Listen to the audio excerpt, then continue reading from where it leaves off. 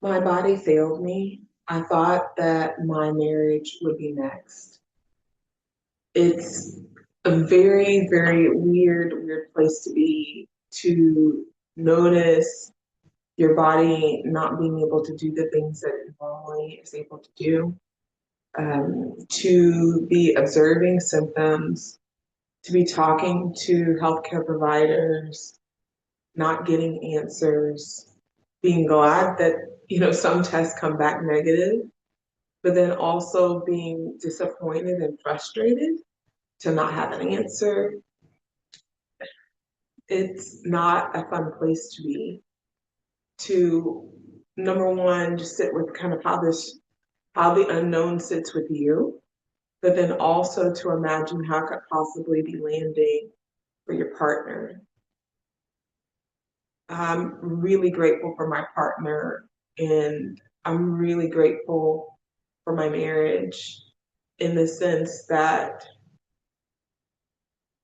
I watched my husband step up to the plate in ways that you hope that your life partner would, but you also hope that you don't have to see it.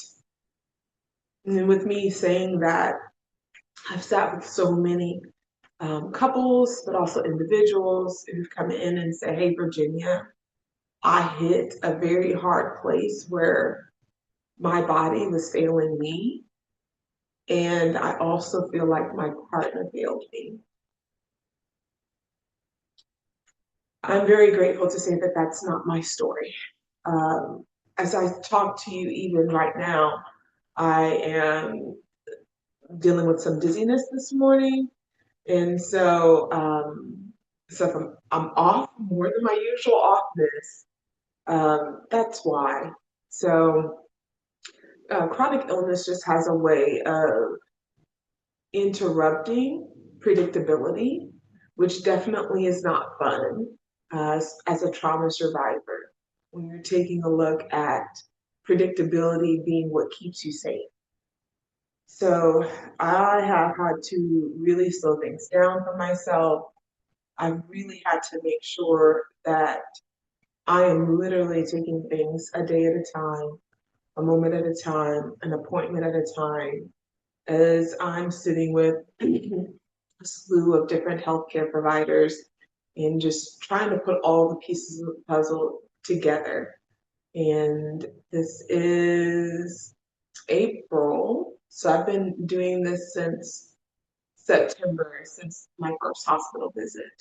So it's been a while. And then before that, it was the January before of just noticing kind of like, some things are just not adding up here. My body is responding in some ways that I don't know why it's doing what it's doing. Feeling like for the most part, I'm pretty healthy. I take care of myself. I walk, I drink water, I eat my veggies, like I do all the things. Um, but to still find yourself at places where your body's responding in ways that's like, what's going on here? What's going on here? So, relationship wise, some of the things that I've been doing just in my marriage, and not necessarily saying that this is gospel truth for everybody else, but just want to kind of share for my marriage what I'm seeing that's really helpful is I'm really just taking some time, number one, to manage how I'm doing, make sure that I'm paying attention to the signals in my body, advocating for myself as much as I can. But then at the same time, I'm also trying to, I'm, a, I'm, I care, and so I also care for my husband, not just for my clients, not just for my kids, but also care for my husband. And even as he's been taking care of me. And so one of the things that I've also been doing is just kind of watching his capacity because I've noticed that he's not the best judge of his own window of tolerance, and he'll tip out. And when I say window of tolerance, it seems like everybody kind of like knows these terms now that were usually originally psychobabble terms. But when I say window of tolerance, what I mean is just a capacity to be able to handle the task at hand And so there's been some research done in terms of trauma where when we're inside of our window of tolerance, that usually is the place where we can be challenged, we can be thrown some hurdles in life, and we can kind of meet the challenge, we can handle some stress. Um, when we're that's also the place where we usually are learning. So, if you think about kids in school when they're learning how to read or write or what have you, there is some stress that's there, but they're able to handle it. They're usually when we're dealing with some sort of stress or we're learning something or we get thrown a curveball, what usually happens is we're in a place where our eyes become more focused, our vision tends to improve, our response time tends to be better. These things tend to happen, and we tend to be able to rely on our bodies more, and to fall down and to get back up again, so to speak. But when we're in places where we're starting to tip out of our window of tolerance, sometimes we go into that place of hyper arousal. And so when I say hyper arousal, what I mean is this place where all of a sudden the stress is kind of like getting to us. And so sometimes I've seen people describe it kind of like anxiety. Some people describe it as like the heart just starts racing, things are going faster for them. Some people describe feeling irritable. Some people describe feeling scared. I know when my husband's starting to tip out of his window of tolerance, because he starts repeating himself. Oh my goodness. He's heard me say this so many times. It's funny, but it's not funny. He'll start repeating himself. His tone starts to shift. He's a little bit more forgetful, and so that's when I start kind of like noticing, oh, okay, he's tipping out of his window of tolerance. And so as much as I can, even if I'm not at 100%, I try to find opportunities where he gets to rest. It kind of almost reminds me of I've heard of the illustration of folks when they're rock climbing, and I've never rock climbed in my life. I have no intentions to rock climb. But I've heard from people when they're rock climbing that there's a part in the process where, they're free climbing and they don't have any ropes or what have you, that they'll take some time and they'll just hold their arms kind of on a ledge just to kind of give themselves a little bit of break, or sometimes they'll do just one arm just to give themselves a break. And so they're still in the middle of the climb, they're still in the middle of the thing, but they're able to kind of give their body a little bit of rest so that they can continue to go up the climb. And so I try to provide those opportunities for him when I start seeing him kind of tip out of his window of tolerance. And even if we can't do it like right in the moment, like let's say my kids have some sort of after school commitment that they need to get to, and I'm having a day like I'm having today where I'm just dizzy and I'm not able to drive. Um, he picks up those pieces for me. And so if he's picking up those pieces for me, maybe I'm still not able to do some of those tasks that I would normally be able to do, like I usually cook. Maybe I'm not able to do that. Then what I'm doing is I'm just getting online and I'm like ordering sub sandwiches, for my family for dinner, or I'm taking some time I might look up what my kids' grades are and shoot them a screenshot of like, hey, make sure you take a look at this or take care of this when you get home. So I'll start trying to do some of those little things ahead of time when I'm able, even when I'm not 100%, just so that he has an opportunity to kind of like, get a little bit of a break in while he's still climbing, because our life is still moving forward. Our kids still have needs. Our house still needs to be run, and my business still needs to be run. So there's still things that have to be done, but we need to find rest in the ways of being able to do that. So I start trying to catch him when he's tipping out of his window of tolerance, just because I've noticed that he's not always the best judge of that. I've also seen the same thing with clients. I try to teach my clients in terms of like, how do you know when you're starting to tip out of your window of tolerance? A little bit of that irritability, a little bit of like difficulty getting to sleep, a little bit of forgetfulness. Like I try to teach my clients that, but I also tell them to talk to their partners. If they have a life partner, I'm like, hey, talk to your partner. What are some of those things that they notice? I also sit down with my couples. Okay, where are you at on the scale of 0 to 10? 0 being you're so relaxed and calm you can go to sleep. 10 is the worst stress in your life. A lot of times we like to wait till we're at like, 8 on a scale of 0 to 10 before we want to intervene and start to cope. Um, the conventional wisdom, and definitely what I would say, what I've seen as best practice is to start intervening sooner, to start intervening about closer to 5 versus waiting to 8. Because if you wait till 8, something small happens and the person just like loses it. So I try to catch my husband when I'm seeing him like tipping towards that 5, and those are some of those earlier signs that I notice for him. And so sometimes I'll bring it to his attention. Sometimes I don't necessarily bring it to his attention in this way of like, you tipping out of your window of tolerance, because that can sound really judgy and psychobabbly and what have you. But sometimes I'll say, hey, I know you got a lot on your plate. Just let you know, I'm not gonna give a good dinner, but I went ahead and ordered, some sub sandwiches for y'all for dinner. So dinner's taken care of, and then lunch the next day is also taken care of. So that he knows he has to go pick up those sandwiches. So also, like, a lot of times I'll communicate with the kids. I won't say all of the things that are going on, but I'll say something like, hey, Daddy's got a lot going on right now. He's helping me out. I'm not feeling well. So I need y'all to make sure that you're up on your tasks.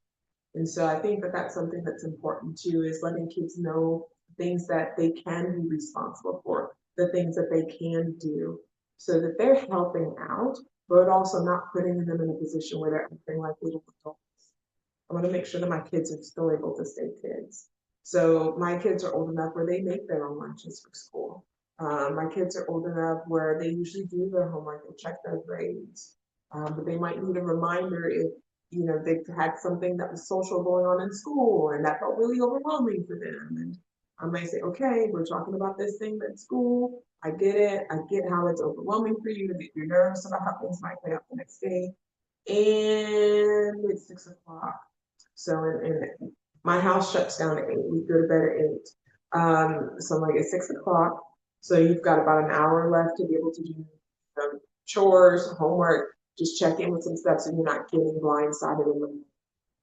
So when I'm checking in for my husband's window of tolerance, I'm checking my window of tolerance. I'm also checking that with my kids. And so some people may say, well, Virginia, you're over functioning. And I I can agree with that on some levels, but I can also disagree with that on other levels. Just in terms of the way that my house operates is that we help each other. And so the adults handle the bulk of the things, the adults handle the scheduling, what have you. I'm a partner, so I'm going to do what I can in terms of partnership. And I'm also just going to take some time to rest when I need to do that in my partnership as well. So, but I also want to make sure that my kids are remaining kids, that they have responsibilities that's appropriate for their age, is appropriate for their development, and also for their self-esteem. They want to be able to participate. They want to be able to help out with the family. But I also don't want them to be overwhelmed with things that are not their responsibility. So um, those are kind of early signs in just noticing when I notice when my husband's tipping out of his window tolerance. Sometimes he can catch when I'm tipping out faster than I can. So a lot of times I can catch when he's tipping out faster than he can, just because this is my job. So when I start noticing that, I find what's in my window of tolerance, but it's still helpful to my husband. And so I'll start kind of like doing those pieces. Let's say it's gone on longer and I'm not able to, for a lot of reasons, able to provide him the rest that he needs. So what I do then is I try to make sure that I just share with him how I appreciate him. I think appreciation goes a long way. As a mom, I can definitely say that for sure, that there are so many times where I've done so much and done so many things behind the scenes um, that my kids don't need to know. This is not necessarily like, oh, you have to know all the things that I've done for you. They don't necessarily need to know these things, but I feel like it's always nice to feel seen and to feel appreciated. And so sometimes when I see my husband tipping out of his window tolerance, I'll say something like, hey, I just want to let you know, I see how hard this is. I know how hard this is, and I just appreciate you I don't know how I could do this without you. And it gives him a moment where I'll just kind of see him slow down. I'll see him kind of catch his breath and just have a little moment of some regulation. So these moments are important, even if I'm not able to do things that I like, because my window of tolerance is smaller or shorter because my body is dealing with something that I have control over. Um, his window of tolerance may be a little bit bigger. I'm still acknowledging it, still making sure that I see him. And that sometimes gives him a little bit of an extra breath, gives him a little bit of extra ability to kind of keep moving. It's hard enough working when you're tipping out of the window of tolerance. It's even harder doing that when you don't appreciate it. And so I try to make sure that I let him know that I appreciate him, I see him. I'm also teaching my kids to do that, because my kids one day, they may decide to be in a partner relationship. I, I don't know what's in their future. But what I can say is that, I'll tell them things like, oh, wow, your daddy did that? Did you tell him thank you? Did you tell him thank you? You see, daddy's working extra hard. He's helping me out. He's helping you out. He's tired. I think he would really appreciate it if you just said thank you, or I think he would really appreciate it if, like if he's out cutting the grass or having, I think he would really appreciate it if you got him a cup of water or, brought him a Gatorade outside or something like that. I think it is important, and I do believe it's important of parents to teach their children to appreciate others. I do believe that that's within kids' responsibility, just to show appreciation. And so it's not their responsibility to take care of their dad or to take care of me or to be responsible for our feelings. But I do think it's important for them to have appropriate responsibility by just showing some appreciation. So those are early signs, like I said before, and kind of things that I do when I'm noticing that he's kind of starting to tip out of his window of tolerance, and maybe I'm already very close to being out of my window of tolerance. So hyperarousal is kind of like that first stage in terms of window of tolerance. Hyperarousal. Hypoarousal is the opposite end. It's when we worked and we worked and we worked and we worked and we can't do any more. And so one of the ways that that looks is people just tend to kind of crash in hypoarousal. And so one of the things that I see in hypoarousal in the office, sometimes I'll see people dissociate in the office. Sometimes I'll see people kind of like just stare off to the side and they'll start talking kind of in a monotone. But those are some ways that I notice people have tipped out of their window of tolerance or people have walked into session already out of their window of tolerance. How does that look in my marriage with my husband? One of the ways that I see him dipping out of his window of tolerance into hypoarousal is this sounds funny, this sounds silly. I don't mean it to be at all. I don't mean it to be. He'll start saying whatever, whatever, whatever, whatever, whatever, whatever. And so it sounds really flip as I'm saying it, but it's just like it's the only thing that he has left is whatever, whatever, whatever, whatever, whatever, whatever, whatever, whatever, whatever, whatever, whatever. He's out. He's out. And so those moments where I'm noticing that's going on, again, I'm like, hey, look, like whatever we had planned, whatever was going on, we just need to cancel it. Let's cancel it. Let's back out. I'm not feeling well. You're overloaded. You're overwhelmed. And so a lot of times, one of the things I'll do is I'll just let him know that I see him there. Because sometimes, for whatever reason, we're not able to catch it in hyperarousal. It goes all the way to hypoarousal. Definitely in hypoarousal, my husband is a lot more forgetful just because he's just not there. He's an autopilot. He's doing what he has to do. And for those who know my husband, he's a hard worker. That man he's a hard worker. He's dedicated, and so he's going to continue to work himself. And so I try to make sure that I provide some of those opportunities where he has rest. He has rest. My body needs rest. in terms of dealing with autoimmune disorder, but so does his body. Just because he doesn't have any, any significant mental health issues, any sort of trauma, childhood trauma, or physical health issues, it doesn't matter. Like everybody's body needs rest. Everybody's body needs rest. And so I want to make sure that I'm providing him with those opportunities so that he can just simply rest.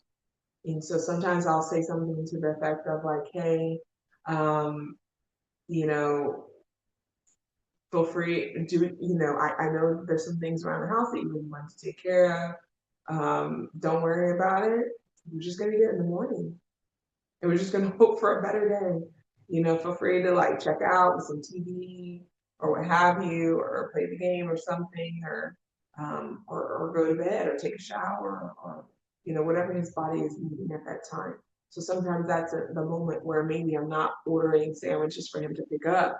Maybe that's something I'm just going to pay the extra money and have it delivered to the house. My kids are old enough where we can get something delivered in from the house and then that just be dinner and I just make sure that I buy enough not only for dinner but also for lunch the next day. And it's like, okay, everybody, we're just gonna really take it easy this afternoon. We're not doing anything else. Our bodies need rest. We're gonna listen to the signals. And so we'll go ahead on and do that. And in the morning, a lot of times my husband, he's a different person when he's had that time to rest. And so um, window of tolerance, sometimes, as I've seen folks with window of tolerance in session, particularly when I'm working with couples, their window of tolerance is very short, especially if both partners have childhood trauma, they have relationship trauma, maybe there's also chronic illness thrown in there. Um, their window of tolerance is very, very, very short, even for a therapy session. So sometimes I have seen, one partner start talking and the other partner will just go to sleep. And I have seen that so many times, where just even in a therapy session with somebody with a regulated nervous system that's there and able to hold both parties, that it's hard just to have a conversation about the difficult things because it's so easy to tip out of the window of tolerance. And so if you're noticing that yourself or your partner is tipping out of their window of tolerance, that's not necessarily a time like, oh, you're living out your window of tolerance. This doesn't matter to you. You don't care. What have you? That's not necessarily a time for that, but it is a time to kind of like press pause. Because if somebody's tipping out of the window of tolerance, there's not going to be a productive conversation. You have to take a break. You have to find some sort of way to be able to rest so that you can return to the conversation later on. So, like I said, my husband and I are talking about navigating the kids with after school activities. I'm not able to drive. Maybe it's not within our window of tolerance, either of our window of tolerance, to have a full on conversation that day about taxes. Maybe I'm sending him a text, while I'm still coherent enough to be like, hey, I don't feel good. I know you've got a lot going on today. Tomorrow or maybe the next day, we need to sit down and we need to talk about taxes. So I'll send it in a text. So that way I'm not trying to rely on my memory and doctor's appointments and kids' activities and in my practice.